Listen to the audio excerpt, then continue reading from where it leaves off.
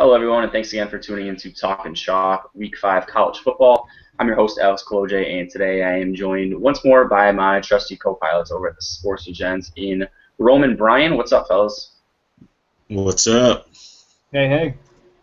Not much, guys. So, Week 5 college football, we talked last week about the SEC and the clutter that happened down there. Pretty much just transitioned all the way to the West Coast. You had Arizona State, Arizona, and Oregon all getting just trounced at home and kind of clearing up some playoff implications. It looks like Oregon might miss out this year. There's a lot of stuff going on that we'll get to, but the Pac-12 looks like an absolute mess right now. And if you were to tell me that Utah and Cal were two teams that were undefeated at this time, I'd probably call you crazy. But guys, let's talk about our pod recaps from last week. We gave 5 plays once more last week, and Rome, we'll start with you. Let's talk about the 5 that you gave out last week and how you fared, wins and losses. Okay, sounds good, guys. So, yeah, hopefully everybody had a good time watching the games, enjoying them. Definitely some crazy matchups. So, starting with the first recommended play was UCLA at Arizona. I loved the Wildcats at plus 3.5. Home dogs. Even before the news of losing Miles Jack on for the year for UCLA and the news that Scooby Wright was going to play, I still just loved the position. Opening conference play, and I just thought Arizona looked like the stronger team going into this matchup. But unfortunately, I was completely wrong, and I think UCLA really made a statement that game. Josh Rosen played phenomenally. The defense, the running backs, Paul Perkins, everybody really showed up, had a big game. So that was an 0 for 1, a little bit of a surprise, not just for myself, but I'm sure for a lot of other people. Second game we talked about was TCU coming into Texas Tech, coming into Lubbock. That was a game that went much more kind of the way I thought it would. I was recommending taking Texas Tech again as a home dog, plus 7.5. They covered. It was a really exciting game all the way to the very end. Game was decided literally on the last play. Tipped touchdown reception from one TCU receiver to another one. So talk about crazy. But I also recommended or liked the over in that game. It was set insanely high. It was at like 80 or 80.5, or I think it even grew. As it came closer to Saturday. So if awesome if you guys were able to, anybody out there was able to tail those two. So we're looking at 1-1, maybe 2-1 collectively. Cal at Washington was the third game. Pretty good read on the game. It was a close game. I thought UW would cover the plus 4.5 or potentially even win outright up in Seattle. I think it was about a 7-point game when it was all said and done. So Cal definitely covered and looked pretty impressive in that aspect going on the road. Texas A&M at Arkansas was the fourth. I liked Texas A&M to cover the 7. I was recommending buying down to 6.5 just in case it went to overtime like it did, or just in case they won by a touchdown, so it wouldn't be a push. So hopefully backers were able to cash on that as well. Fifth game was Utah at Oregon, and that was at least to me, almost as big or bigger of a shocking result as the UCLA-Arizona game. I mean, Utah came in, Kyle Whittingham had those guys ready to play, and they just came into Outson Stadium and just whooped some duck butt. So the plus 11 was an easy cover. So we're looking at either 3-2 or 4-2, depending on if you were able to play the over in the Texas Tech game as well. So you know what? Not a bad result. As long as we're winning more money than losing, that's what's important to me, obviously. So I'm hoping some people were able to cash on that. Yeah, no doubt about it. You made a really good point last week, Rome, talking about Utah, and that was a play that I'm pretty sure all three of us were on board with.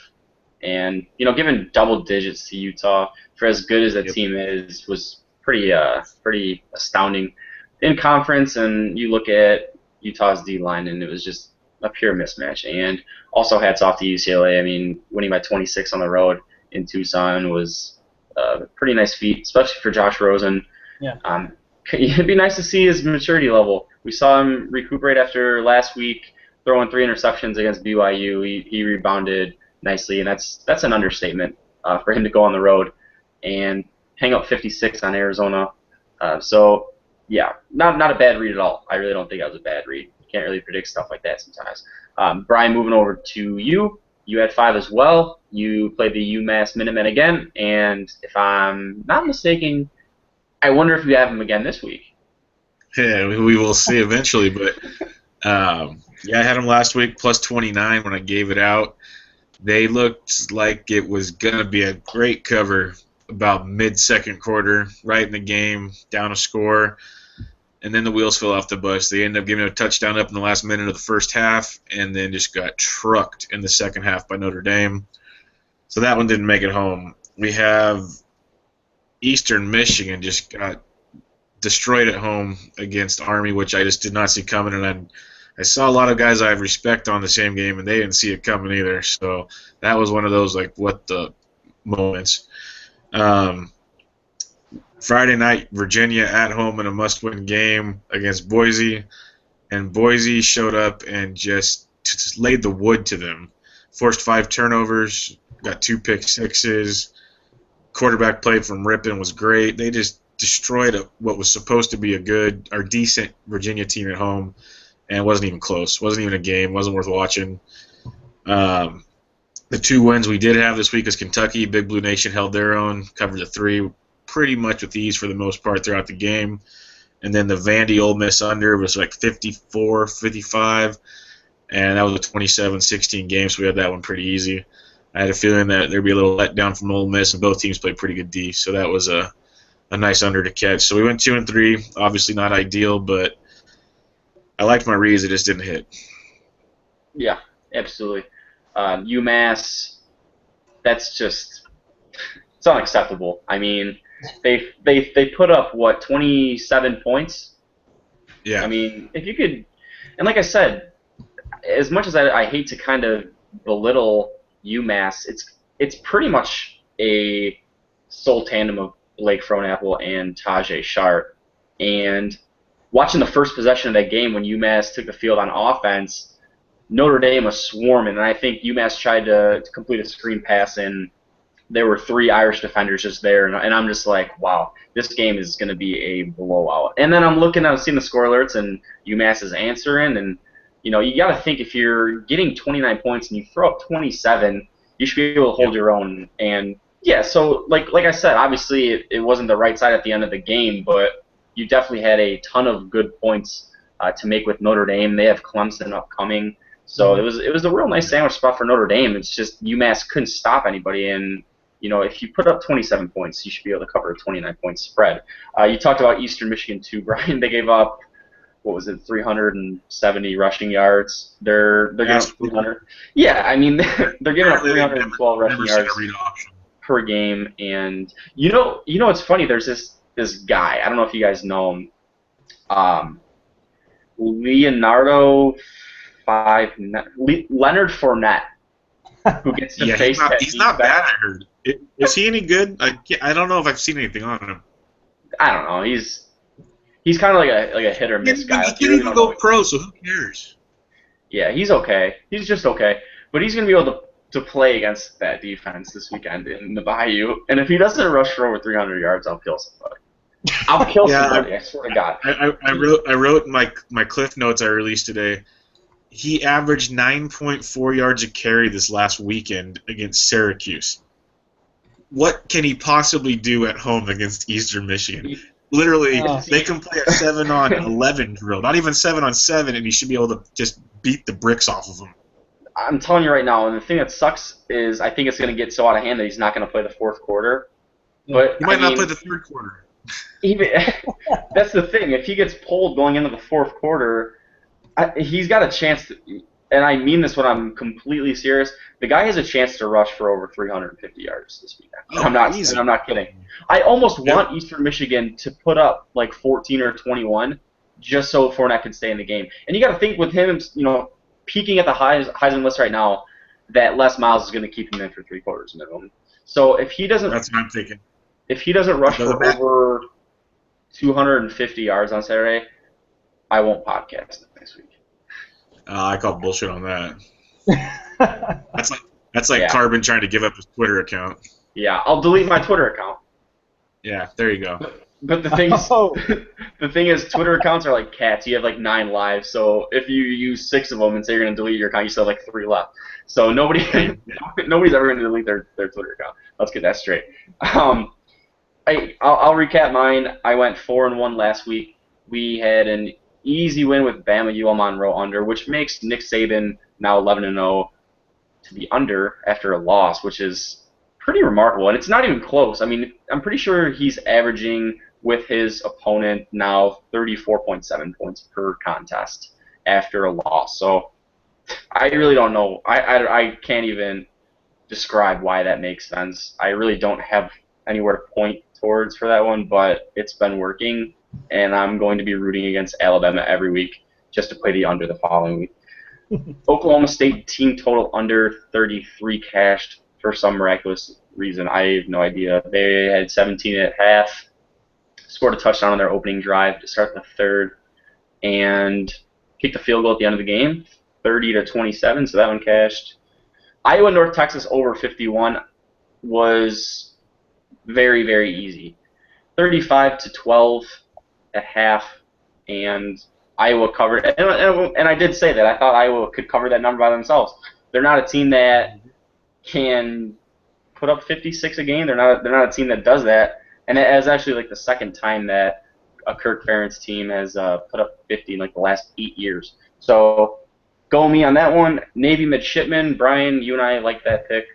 It was pretty easy from the start. Aside from that last drive for UConn where they could have backdoored us, UConn really didn't do anything on offense. And Navy is going to be a team that could be very profitable as the year goes on because they just take up like 7 minutes off the clock and score touchdowns with Keenan Reynolds. It's almost unfair. The only loss I had was Miami of Ohio. They got annihilated by Western Kentucky. Bad read on my part. Thought that the books were baiting me with 20.5, but Brandon Dowdy was just spinning it all over the field. It was pretty unfair as well. So 4-1, 8-2. Am I going to start my own SVP show? Probably not. Well, you should. What'd you say, Ron? I said, well, you should. That'd be nice. I don't have any connections, though. Nobody wants to hire a 22-year-old male from Chicago. I heard Chris Kelly does. Yeah, that's right. And the thing is, he thinks I'm joking. I am literally, like, searching places out west. I'm like, checking out these. Could you imagine CK, Hayden, and I just slinging back effing vodka and watching Monsters, Inc.? Like, that's too good. I'm like 2 hours away. Well, here's the thing. There are so many minor league affiliates out west that I just need to be in contact with because he has no choice but to shelter me. He really has no choice. Bleacher Report's got their headquarters in San Francisco. That's right. And I have a pretty nice connection at BR, leading trend writer Dan Carson. He needs to get me a job ASAP. So there you go. Bottom line, bingo, done. You want to talk about mayhem? Ooh, Chris Kelly. I'm telling you now, Chris Kelly, Hayden, and I would make a lot of enemies hanging out together. Don't forget Chewy's around the corner. Yeah. You mean primetime? Primetime, baby. Primetime. Let's dive into these pods for this week, guys. Stacked slate for Saturday. A lot of games on. Aside from Clemson, Notre Dame, Ole Miss, Florida, there really isn't a Alabama, game. Georgia. Yeah, Alabama, Georgia as well. No. Those are like the big three. Aside from that, there's a lot of big spreads, a lot of low totals this weekend. Let's start with you, Brian. You can kick this one off. What's your number one play of the day for either this week or this weekend? I'm going straight out, and I talked to a guy on Twitter today about it. I'm going against my Wisconsin Badgers, and I'm taking Iowa +7, which I think is just crazy that they're catching a touchdown. I know it's on the road. Wisconsin's great at Camp Randall. I've been there, jump around, great time, great atmosphere. Corey Clement's out, had surgery. I heard they might medical redshirt him for the year, which I'm hoping they do personally. They have a couple young backs who aren't proven, but it's like running back you there. They'll produce. They'll get theirs. Defense is solid for the Badgers. The million-dollar question is, what does Joel Stavy do today? Always the problem. And this Iowa team's coming to town, and they are legit. They're 4-0. They went into Iowa State, which is one of the tougher atmospheres to play in, and beat Iowa State. Given Iowa State's not that good a team, I get it, but still very tough road atmosphere. They've been playing great defense. They've held all their opponents to 17 or less except Pitt. And Pitt scored basically by converting a 4th and 15 with less than a minute to go. So basically all 4 could have been 17 points or less. They've been a covering machine. They have shown they have an offense this year, which is very impressive. Kirk Ferentz has put this team together in a position to win. I was in Madison, it was like 5 years ago or whatever, when Iowa came to town, and Iowa beat Badgers, and Badgers, I believe, were double-digit favorites that day. They're not scared of the place. I like getting a touchdown on the road in the Big Ten opening weekend. Give me Iowa +7. Nice. Very nice. Yeah, you got to think with Corey Clement out, how is that offense going to produce? I mean, I wouldn't say so much as produce, but Clement's that glue that really can open up the passing game and really can just direct Wisconsin and generate what they want to do on offense. So it'll be intriguing to see how that one plays out. I think 6.5 is kind of a lot too, especially being a noon game. If this game was maybe a night game in Camp Randall, then I'd be thinking more towards, that it's a huge difference. I've been there all nights. The day I was there in Nebraska's first Big Ten game, it was the nighttime ABC game, and Nebraska looked like they were deers in the headlight. It's a whole other animal there. But I've been there for the noon kickoffs, and it sometimes takes the Badgers a half to wake up. Yeah, it's definitely those time frames lie on opposite sides of the spectrum. The crowd atmosphere is just it goes from 0 to just 600. It's that bad. And Camp Randall especially is one of the hardest places to play in college football. So I agree with you on that one, Brian. I think 6.5, 7 is a little much. I'd play all the way down to 4. I think it's gonna be a very, very tight potential field goal game. I've watched my Badgers. They have not impressed me at all against like Hawaii, Miami of Ohio. It's really taken them time to get their offense going. It's not looking pretty. For my Maize and Brew piece, I took Wisconsin in this one, only because I think that it could potentially be a wake-up call for Iowa. I'm not going to say that they had I mean, this is a game that, and I primarily didn't want to touch this Big Ten game just because it's not one that I really have a direct lean on, but I think after last week's big win coming on the road, this will be CJ Beathard's first, I wouldn't say it's his first real test, but on the road in conference, it's just one of those games that can go either way. I could see Wisconsin win by 14. I could see Iowa shutting out Wisconsin. Something, along those lines. So, I'm gonna watch this game with an open mind frame and just let everything just come at me because I really have no idea what's gonna happen. I really don't. Rome, you can go ahead and dish out your number 1. Yeah, for sure. So, first game that kind of caught my eye that I'll be talking about, it's going to be Minnesota going on the road to play at Northwestern. We got Minnesota 3-1. Northwestern's 4-0 undefeated. Northwestern has surprised not only myself, but probably a lot of other people in the country this year with their play. They've got a great defensive team.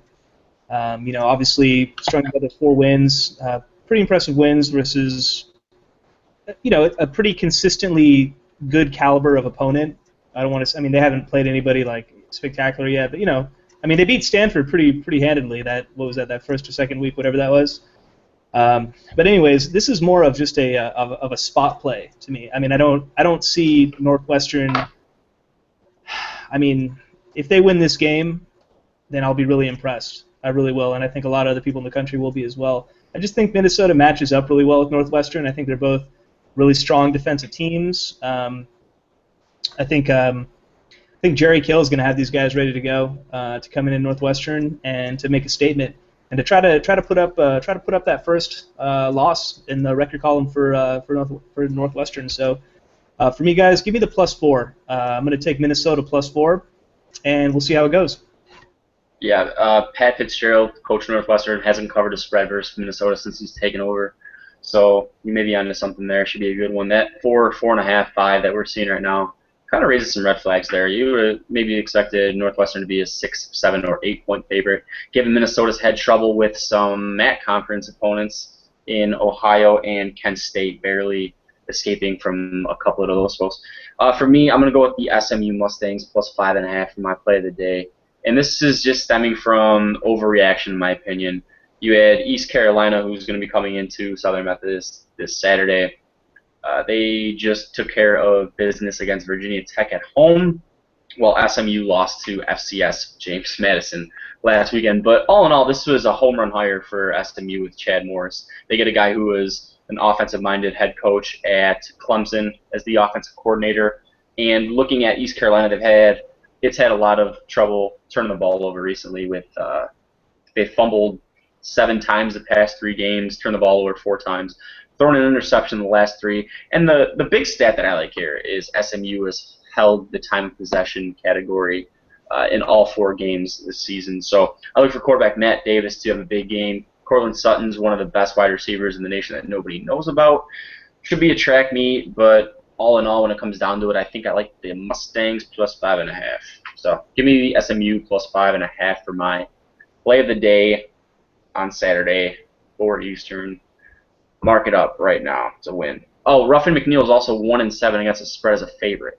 So we talk about East Carolina back a few years ago when the Pirates had Shane Carden at quarterback and Justin Hardy at wide receiver. It was a team that flew under the radar a lot and maybe didn't get enough credit that it deserved, which is why I think that Ruffin McNeil was so great in the underdog role. But as a favorite, only 1-7 against the spread. I'll take it into consideration. I think SMU opens up conference play with a W on Saturday. So, Brian, you were up with number 2. My second play of the day will be another road dog. I'm going to take Kansas State plus 8 at Oklahoma State. Oklahoma State, I know they're winning games. They're not impressing me at all. They struggled with the Texas team that I guess they've been playing better, but for the second straight week, Texas had a special teams blunder in their kicking game that's basically cost them a game. Oklahoma State should have lost that game on the road. I like Kansas State coming off a bye week. You can't fault Bill Snyder. He knows how to win off a bye week or at least cover at the worst. They get stuff done. They play tough defense.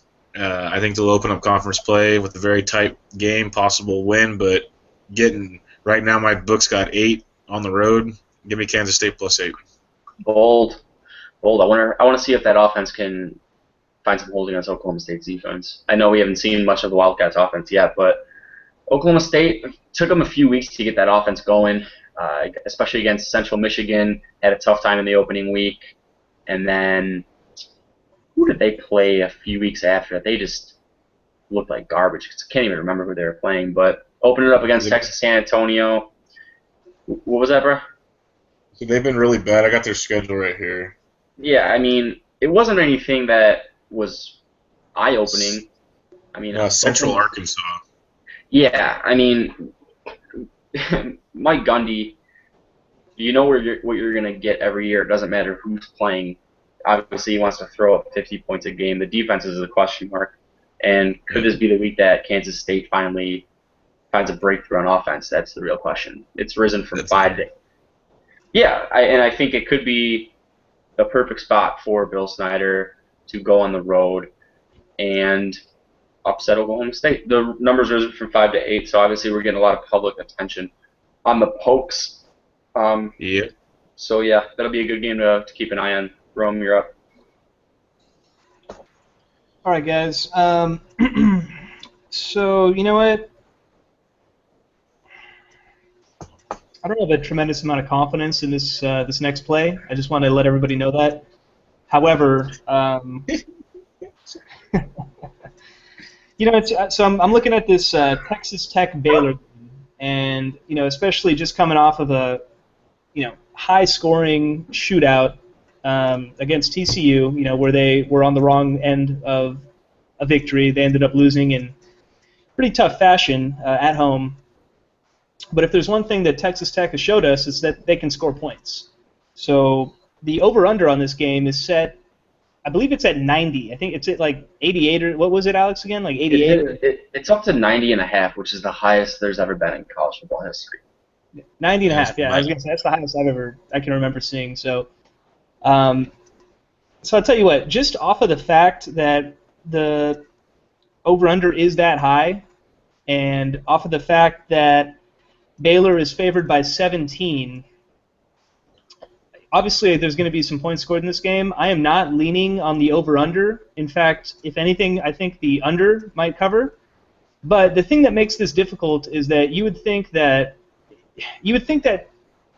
I mean, Baylor's really good, and I think this is going to be a game where we're honestly going to see Sean Oakman and a lot of their defensive stars really come out and make a statement in this game, and that's why I'm building it up, because I want you guys to know my thought process and my psychology in either making this pick, whether it's going to be the right side or the wrong side.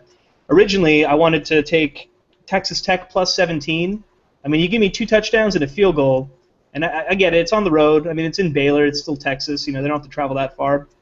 But this is definitely a rivalry game for both these teams. And I really like Baylor's defense. I think Baylor's defense is a lot better than we're giving him credit for. And I think this might be the game where they make that statement.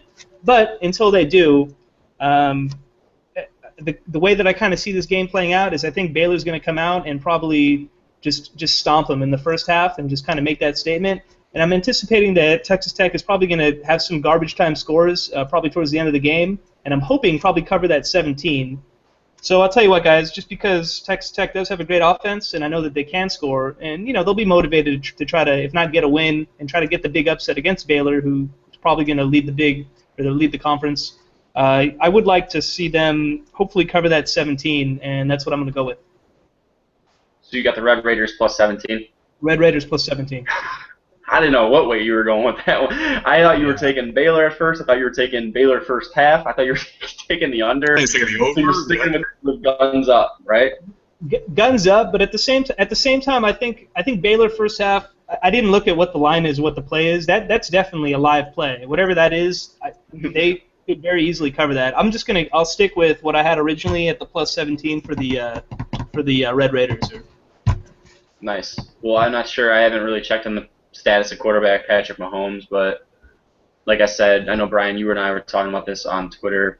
Davis Webb, backup quarterback for Texas Tech, started a few years ago. He has playing experience, but coming in cold against a good defense. This is going to be a game that I just want to watch. I don't think I want to have any action. If I'm leaning anywhere, I'm leaning toward Baylor, just because of the fact that they're 10-point favorites more than number 2 TCU was. Hold on, Alex. I'm sorry. Let me stop you. Is Mahone not playing in this game? Honestly, I have no idea. That's the thing. I'm guessing he will, but even if he doesn't, Davis Webb is just a minor step down in my opinion. He's a guy that has experience, who's played in this offense, perhaps knows the offense better than Mahomes does. Obviously, he doesn't have that dual threat look that Mahomes can give, but it's not like you're bringing in a backup or bringing in a freshman quarterback to start against Baylor. This is a guy that's been in this position before and has won the big game. So, whatever you want to do with it, do with it. But like I said, this is just a game where I'm going to be watching, mainly because of the injury problem, mainly just because 90.5 points, 17.5, the game just seems off to me.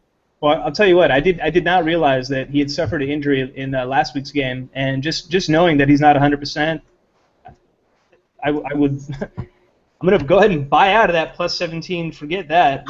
We can definitely find a better value. I didn't realize that, guys. Sorry, I'm coming off of work, so I didn't quite see that. But I'll tell you what. Let's move on. Let me lick my wounds and let me figure out a different play to recommend. Rome was the first ever guest to make a play and then buy out of it within the first 2 minutes. He's already buying out of picks. He's already drinking the juice. He's already. Yeah. Hey. That was the best $20 I've ever spent, Rome. Rome said, "I love the Raiders." Just kidding. I hate the Raiders. I'm done. I'm buying out. I'm out. I'm out. That's too funny. Oh, you're something else, man. I mean, every week something with you. You get me rolling. UNC Illinois last 2 weeks ago. Oh God, that was great. I'm not even. No comment. All right, guys. No comment. Let me just make up for myself really quickly here. I don't want to spend too much time on it. This is a game that I think will definitely hopefully produce better results. At least I feel more confident about it. Big matchup for a lot of people in the country. Ohio State Buckeyes, #1 team in the nation, traveling into Indiana, play the Hoosiers. At home, Hoosiers are 21-point dogs. I got a couple good friends on Twitter that are huge Hoosiers fans.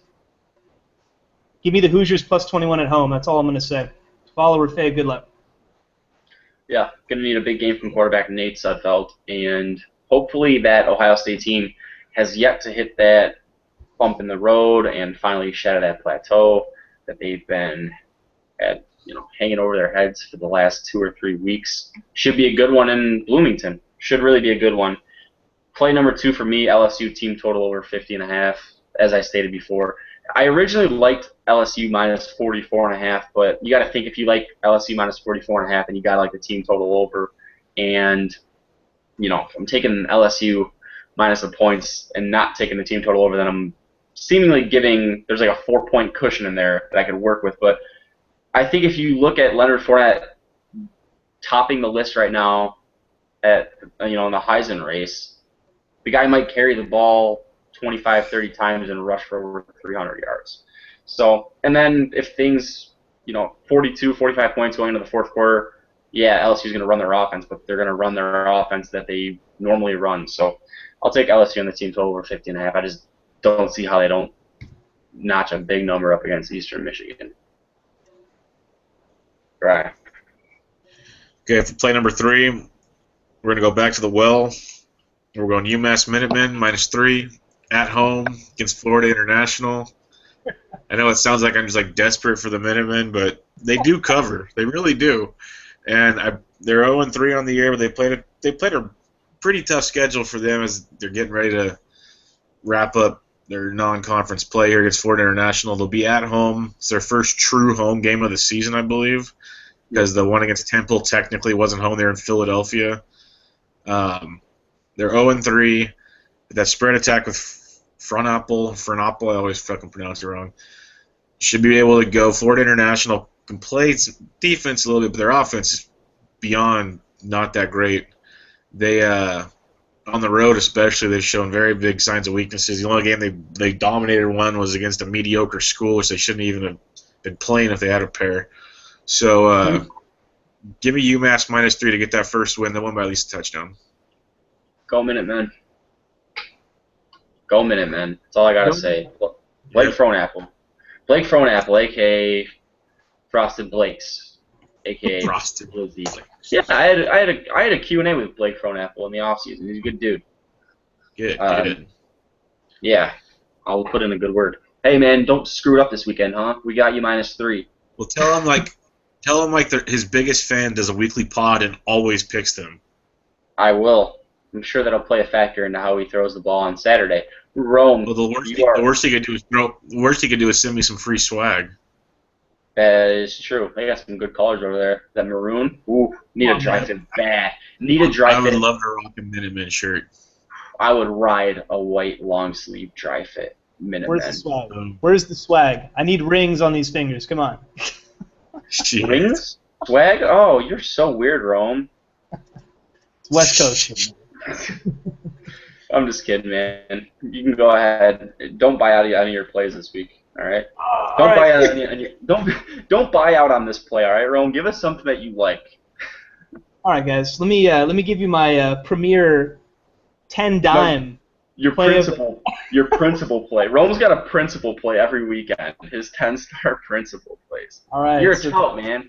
Quit touting, you GDI. You're such a GDI. Hey, Alex, listen, guys are waiting every week patiently for this play right here just so they can fade it. So, guys, let me... Go ahead. I'm all ears. Okay, guys. All right, so we're gonna go to the premier matchup in the SEC this week. We got Alabama coming into Georgia, coming into Athens, looking to make a statement on the road. Alabama is 3-1, I believe. I believe Georgia is 4-0. Anyways, I love Georgia to continue to stay undefeated and to cover the -2 at home. I think they're just a much better team, offensively and defensively. Mark Richt does a great job. He's pretty solid. I just think that this Alabama team, between Saban and Kiffin and some of the some of the weird news stories that we were kind of hearing unsurfacing last week, last weekend, last week before that. So, I just think there's a little bit of turmoil. It's just not Alabama's year to really represent. And for that, obviously Nick Chubb is that's if there's Leonard Fournette up here, and Nick Chubb, he's like right there. He's almost on the same level. I mean, dude's a beast. He's proven. He showed what he can do last year, and obviously he's carrying the team this year. At home, I like the Bulldogs to win, and potentially win by a lot more than just 2 or 3. So yeah, give me the Bulldogs. Yeah, maybe this week Grayson Lambert will throw an incompletion. No shit. Do you see those numbers? I mean, it's ridiculous. Ridiculous. He's thrown he's thrown 1 incompletion in the last 2 games. I'm just gonna call him Captain Checkdown, even though they're not all checkdowns. Just to be that guy. Yeah, that is true. That's that's frustrating. That is frustrating. That's like Brandon Whedon for half of football. Brandon Whedon, right? Yeah, exactly right. Georgia's got some nice athletes. I mean, outside of Chubb, too. Sony Michel's another guy that has put up some big numbers in that offense. So, should be a good one. Can't wait for that one. For me, my number 3 play will be Middle Tennessee State. Team total over 27. Hosting the Vanderbilt Commodores. Commodores are in a semi-sandwich spot here. They get off of playing in Ole Miss and Vaught-Hemingway. They have South Carolina on deck. Middle Tennessee could be the second team to beat an SEC team in the Conference USA, and 2 wins for the Conference USA over the SEC, something that hasn't been done in 11 years. So give me freshman quarterback Brent Stockstill, one of the most underrated quarterbacks right now, maybe the most underrated in the Conference USA. He's thrown for over 1,200 yards, 12 touchdowns, 2 picks. He's thrown for over 700 in the past 2 games. I like him. He's hot coming in. Vanderbilt has yet to record an interception. Middle Tennessee State is averaging 43.6 points per game after a loss since 2014. I rest my case. Give me MTSUTTO 27. Try saying that 5 times fast, you peasants. Go ahead, Brian. Okay, 4th play of the day. We're going to go to an early 9 a.m. Pacific time, noon for you East Coast people. Kickoff. West Virginia Mountaineers at Oklahoma. Give me the over 58.5. Oklahoma coming off a bye with Baker Mayfield, who's just proving week in and week out. He made the big comeback at Tennessee. Very next week plays a very bad defensive Tulsa team, but just throttles them for over 400 yards with ease, 32 of 38 through the air, almost as good as he thought he was a Georgia quarterback almost. Then you got Samaj Perine just running rab shot all over the place. Did it last year, did it again this year. Ran for almost $150, I believe, against Tulsa. West Virginia has shown you they can play D from time to time, but they're more of a team that would like to play a shootout. Oklahoma, their 2 home games, both over 40 points. Coming off a bye, they have a good track record of the over, I believe, if I read that correctly earlier. Then you got West Virginia, who just got done dismantling Maryland, and obviously Maryland's not the team we thought they were, but they made quick work of that game. It wasn't even close. And I see West Virginia picking up where they left off. And this game, both teams should easily be in the third. The total's too low, in my opinion. Maybe I'm wrong. Maybe it's a 17-12 or 13 game, but I see points galore in this one. Yeah, you pretty much hit it right on the head, Brian. This game's either going to be 44-41 or it's going to be 21-10. And I don't think there's going to be any in between, to be perfectly honest, because I had this one set at 62 or 63. When I saw it open up at 57.5, I'm like, that looks. But I mean, it's hard not to, especially with Oklahoma coming off a bye. West Virginia hasn't really played a offensive heavy team, thus far. Georgia Southern and Maryland is not a good team. No, not at all. That'll be a topic that I might want to touch on sometime next week or in the future, but not a good team. I think that I'm hoping that it'll be a high-scoring game. Don't get me wrong, but I think that it's either going to be a game that doesn't hit the 20s or a game that's going to be a triple overtime with 130 points in it. And I just hope that it's the latter for you. I appreciate that. You are welcome. Bros. At Rome Shots, you're up.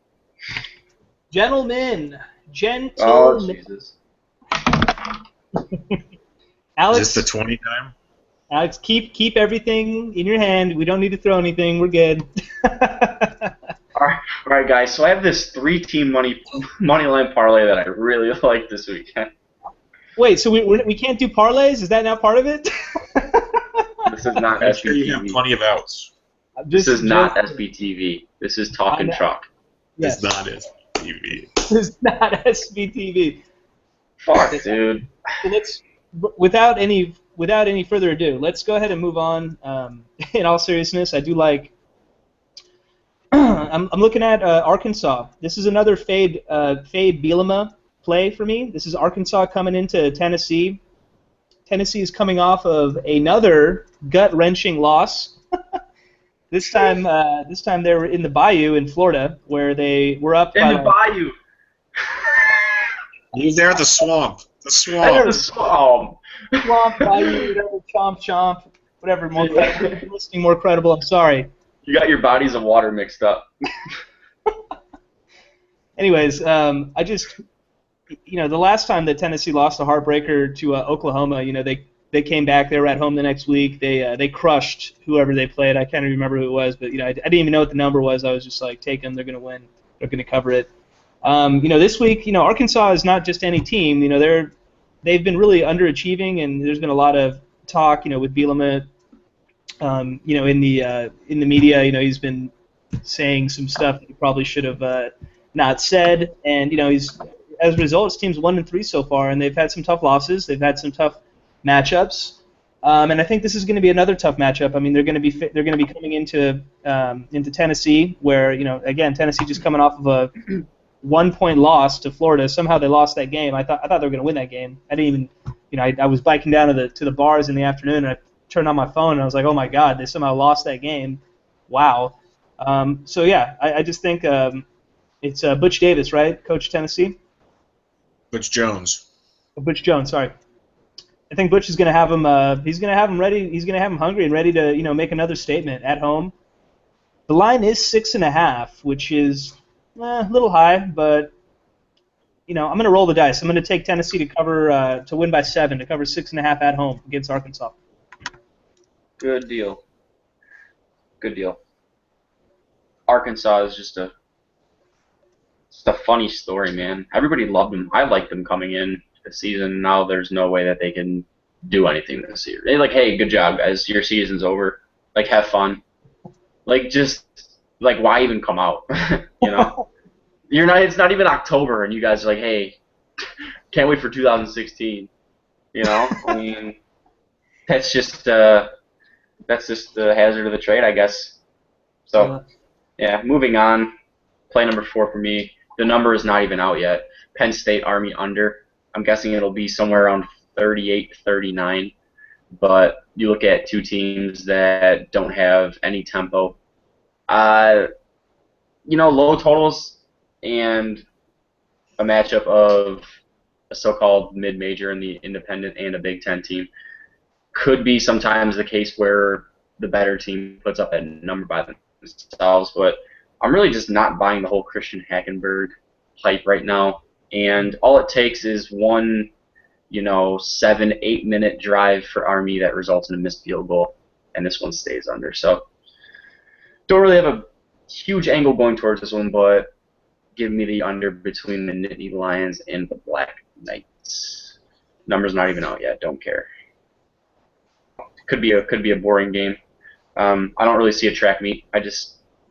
Like I said, if Army can run the ball for a few yards a pop and maybe sustain a few drives, then that's when those 4 or 5 minute drives resulting in punts can really work in your favor. So give me the under in Penn State, and you're up to finish it off. Okay, I've been going back and forth on a couple games for number 5 here. And we're going to go with the team you mentioned earlier as a potential cash cow this season. I really like them a lot. I wrote them last week. We liked them both last week. It's a sketchy spot, but I like them still to run the clock, run the ball. We're going to the Navy midshipmen. It's down to 4.5.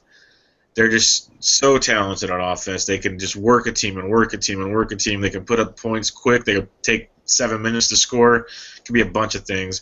They're going to be at home. It's a home game against Air Force. The part that concerns me is familiarity of Air Force with Navy because they play yearly in their battles. Second, Air Force coming off a bye. When you can give a team an extra week to prepare for that option offense, that's a big, big advantage. But at the same time, Navy runs that offense so well. Give me Navy -4.5 at home on Saturday for play number 5.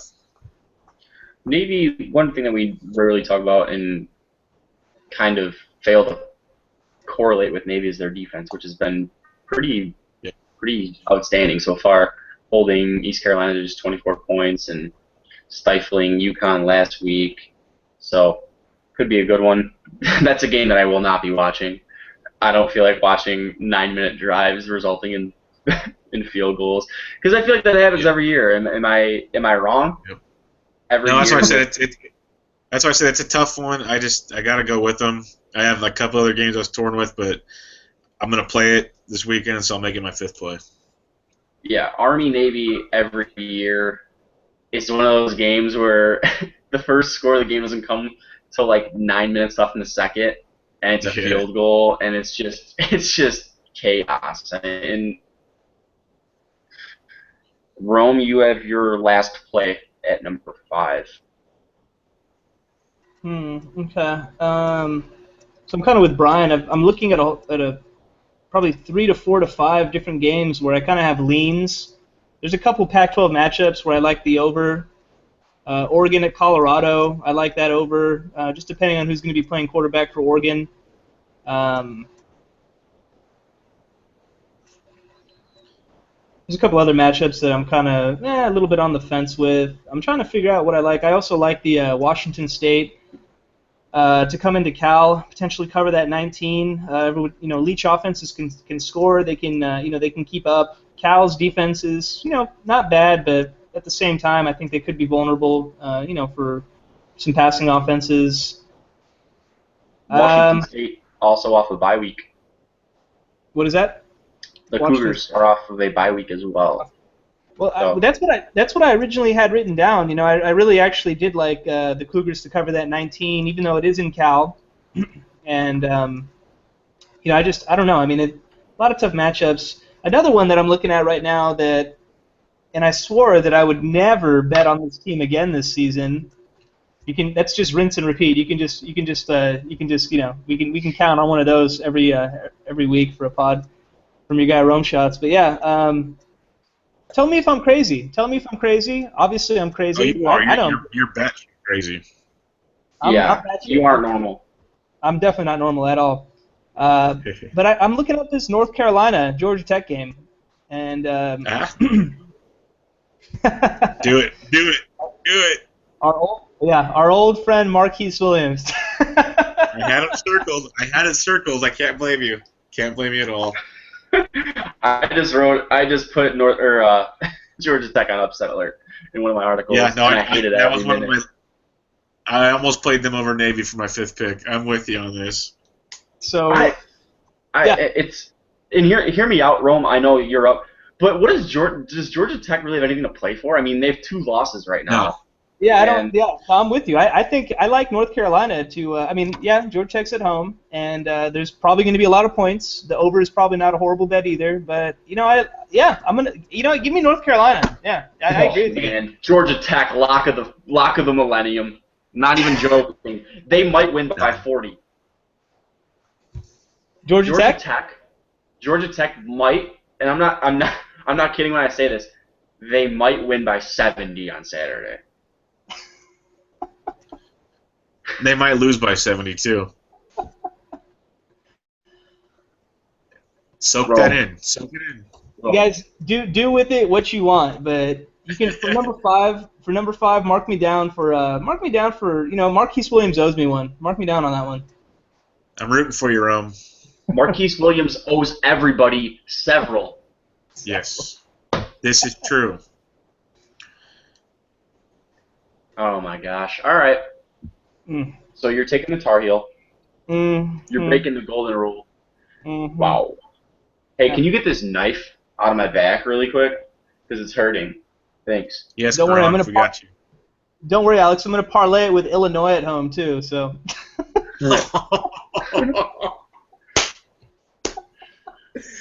This guy. You can't make this up. Yeah. You really can't. You try to, you can't. I'm just I'm so shook right now.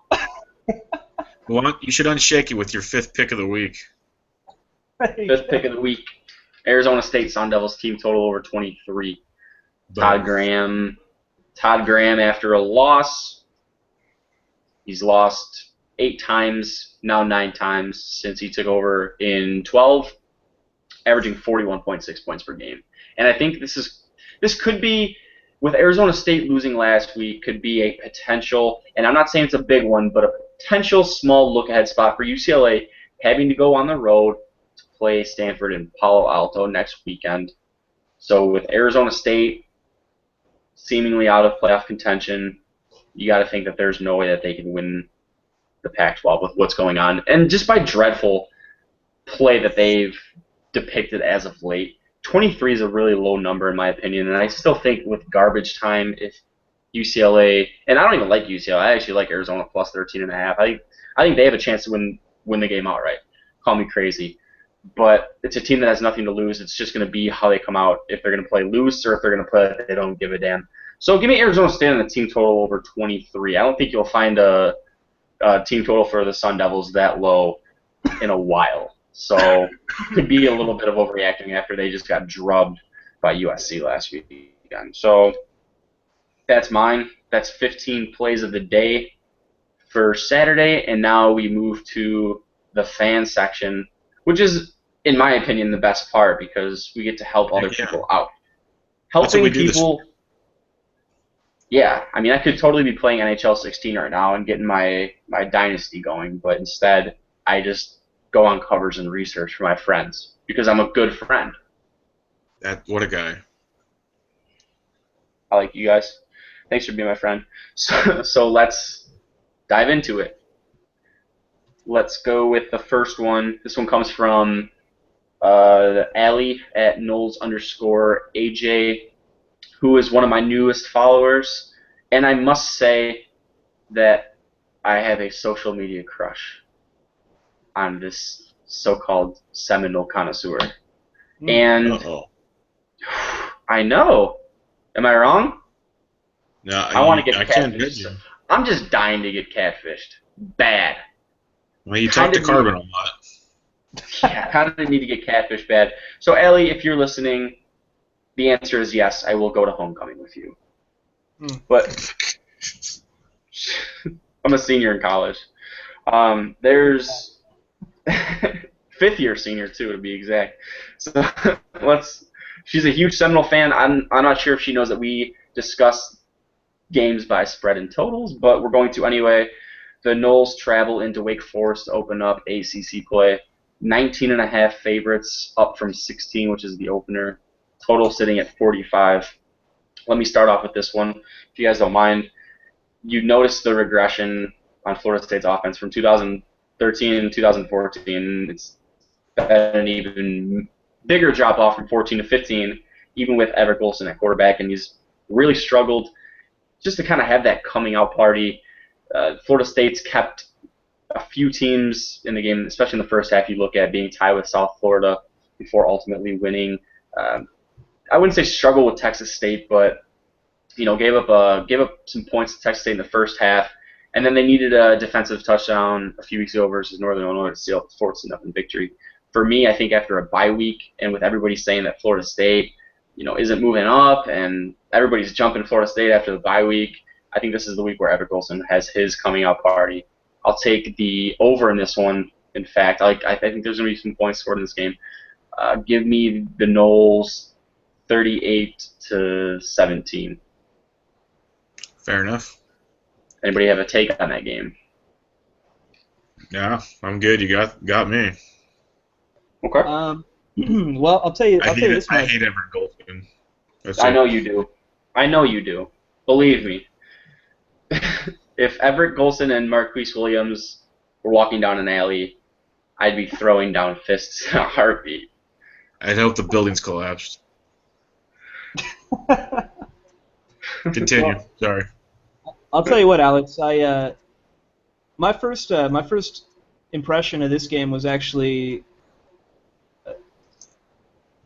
I agree with you. I do think I like Florida State obviously to win the game. I'm looking for the matchup right now. I want to see what the spread is. Here we go. 19 and a half and 19 and a half. 45. 20. Yeah. It's a low number. 45 is a very low number. 40 number's pretty low. In fact, my first impression before you said that you like a lot of points and you like the over, I was going to go with the under in this one. I was going to say I could see this game being something like, 28, 31 to 10 or 13. I could see another kind of a tough matchup, but I do like Florida State ultimately to to win. 20's, God, it's a lot of points. I don't really have a solid read on it, so I'll just kind of give you, I guess, what my thoughts are. But yeah. Yeah. That works. So, Allie, I like your Knowles to finally come out and make a statement in Week 5 after being jumped the bye weekend. If you look at it, they're within the top 12 to 15 teams. Florida State's really the only team that has yet to climb, even with that flawless record. So, give me the Knowles to kind of put an exclamation on Week 5. I think this could be a game like I wouldn't say like North Texas and Iowa, where Iowa puts up put up 62, but I think if Florida State could put up 5 touchdowns, this one can go over the total. So moving on, another ACC battle, a game that I have negative takes on this game from Ryan Hammond 675. Ryan Hammond, he wanted our take on Boston College at Duke. Duke is giving 6.5, and the total's down from 40 to 36.5. I can't stand playing totals that are that low, to be perfectly honest, although I did take the Penn State Army under. But I don't really dabble much in the ACC, especially Duke games. I don't like playing Duke games. I'm always wrong on Duke games. If anybody has any... I'll give you a brief synopsis for you. I'm not playing this game at all. I wouldn't want to play this game at all. But here's what I do. Duke looked a lot better last week. Duke looked like the team I expected Duke to be. They played the great defense, took advantage of turnovers. Offense clicked a lot better than I thought. Did very well against the Georgia Tech team. Boston College coming to town. They bring a great defense with them. Big question mark at quarterback with backup Flutie time. What can Duke's defense do to control Flutie is my major thing. I could never bring myself to play a total that low, but it should be a defensive back and forth unless turnovers take over. I think Duke wins the game, but I just wouldn't even touch this game. If you had to play a side, I'd play Duke just because I think quarterback play alone for Boston College might cost them a turnover or two, which could lead to some easy points. But I wouldn't play the game. Yeah, far better options in my opinion, especially with Duke not really establishing an identity yet. You had a team that had Northwestern on the ropes in the first half, gave it away, comes back. Beats Georgia Tech pretty handily. They didn't do anything in the second half because they didn't really need to. It was just trying to conserve and run out the clock. But who knows what's going on with this Duke team? In my opinion, I would just grab the points if you wanted to really play something. But I'm not going to give an expert opinion on this one. So whatever you want to do with that one, Ryan, I can't really steer you in any way, but I think there's far better options. Rome, did you have anything that you wanted to add for BC and Duke? Well, hold on, guys. Your boy Rome's still... Ryan, don't worry. Disregard what these two guys have been telling you. Rome's got you. Rome's got you on this one. So, I'm not just saying this. Honestly, I think 36.5, that might be the lowest total I think I've seen thus far this year. Oh, it is. 36.5, yeah. There's been some 38s and 39s, but 36.5 is sea level. That's disgustingly low. That's as disgusting as me walking around naked in public. It's a bad deal. There's a reason why these two guys are not, don't want to touch this game, why they don't want any part of it. It's a fishy fucking line, obviously. Duke is favored by 6.5. Both teams are 3-1. Both teams are in the ACC. All joking aside, Duke has looked pretty good this year in their games. Boston College, I believe their one loss is to Florida State. Is that correct? Yes, Florida State. Yep, they were in And that that was game. Yep, and that was a 17-0 ish type game or something. Like it was a low score. Yeah, seems to be right. What's up, Alex? I think I said that Florida State needed a fourth quarter defensive touchdown to beat Northern Illinois. I meant Boston College. Boston College just played Northern Illinois this past weekend. So Right. if that was one of the errors that I made, cleaning that one up. If that Wrong. was And your Boston. one, then we're lucky. I think I said Northern Illinois for some stupid reason. But please continue, Rome. You had Good. you were on a nice little path there. Yeah, no, my whole point of bringing all this up is that, so for me, whenever I see like super low numbers, that to me just makes it seem like the under is the right play or the right side. It kind of, in lieu or kind of along the same line of thinking, when you see like a really high total, like in the 70s, 80s, that means that obviously Vegas is expecting a lot of points. But that doesn't necessarily mean it's the right play. That's just kind of the psychology of it. I'm not going to touch this game personally, but for you, Ryan, I mean, dude, 36.5. I'm gonna give me the under on that. That's just a weird, fishy over/under line. I did not see that coming. Give me the under. I like it to be. I like it to be like 20 to 10 or something, like something disgusting. So yeah. You were kind of breaking up there, Rome. It sounded like somebody was just in a room with. I can't even. What was the final play on that one? Because you broke up there for like 15 seconds. So final play for Ryan is going to be we're looking at under. We're looking at under 36.5 total points. I would imagine the game would end up something around the lines of 20 to 10, 23 to 7, 23 to 10, something like that. Okay. So from one total at 36.5, we go to the next. Mike Torres at Mike T Basketball rather wants to know if Houston is going to keep rolling at Tulsa. Get it? No. Tulsa's getting 7 points. The total is at 80.5. Yep. I like Tulsa game. I think Tulsa has the offensive firepower to hang with Houston. Dane Evans and Kiaris Garrett, one of the most underrated quarterback wide receiver tandems in the nation, in my opinion. That team just slings it. Give me Tulsa in an upset money line. I like it. I like Houston a lot. Houston's a very, very good team. I think they have a great shot to take a big run at that conference. Obviously, if they lose to Tulsa, that's not possible. But the total is around 80, 81 last I saw. I think it is going to be a gun-slinging gunfight like you're saying. I'll play the over. It's a high over, but I see both teams. I have a really good feeling Houston gets into the 40s. I have no problem thinking Tulsa doesn't either. Give me the over. Dude, I don't know how you could. Even if that total gets to like 83, 84, I still don't see how you can take the under. Unless. Nope. The only way that game goes under is if there's 3 or 4 red zone turnovers. And Exactly. Maybe like one of those fourth quarter droughts where one team takes like 3 or 4 minutes up and miss field goal. Other than that, there could not exaggerate when I say that there could be 100 points scored in that game. It's just It should be like a Texas Tech TCU game. Yep. Exactly. Yeah, I don't have much to add. I'm gonna roll with my guys on this one. Give me the over. I looked it up, saw the number immediately at 81.5.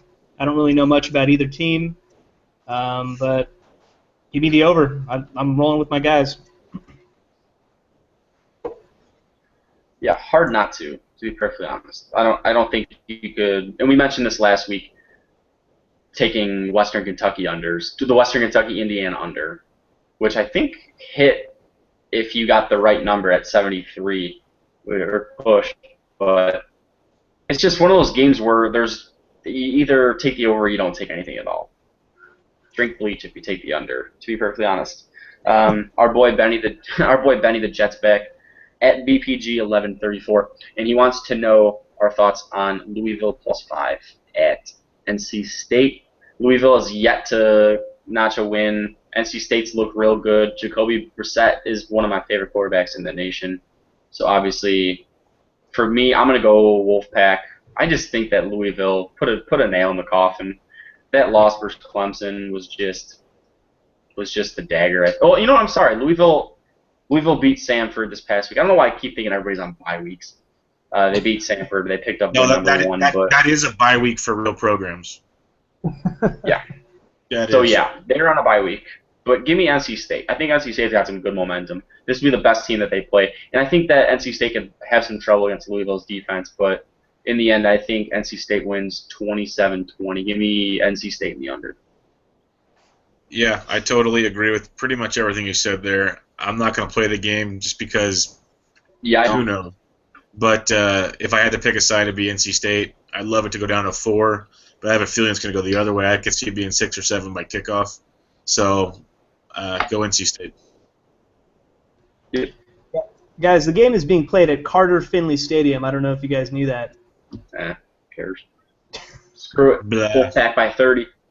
Wolfpack by 4. Wolfpack by 30. No, I don't know. I don't know much about NC State because we're not talking about college basketball, unfortunately.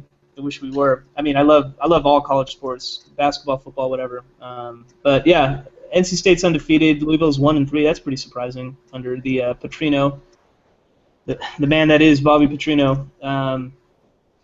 Give me the under in this one. Give me under 46.5. It's a low number. Louisville's pretty strong defensively. It looks like North Carolina State's been able to go in 4-0. I'm assuming not only because of their pretty sound offensive play, but ability to hold opponents to somewhat low scores. So yeah, give me the under. Makes sense. Actually, I was just checking something really quick here between those two teams. Wow, all the way down 47.5 from 52.5. I wonder if there's going to be some money coming in on that over now that it's dipped to 47.5. Just like how many licks does it take to a Tootsie Pop? The world may never know. I don't know. And last one, guys. Got a few picks here. We could talk about Memphis. I don't know if I want to talk about that Memphis South Florida game. I don't like playing South Florida games. I think there's better options out there, to be perfectly honest. Let's talk about the Nebraska-Illinois total, 57.5. Ooh. Hard not to like that over, in my opinion. Hard not to. Yeah, you said it's 47.5? 57.5. Okay. I really like Tommy Armstrong, and I think that with Amir Abdullah not in the offense, Phil Steele made a good point a few weeks ago in that Nebraska's revamped into a team that wants to throw the ball, and they can with Jordan Westerkamp at wide receiver.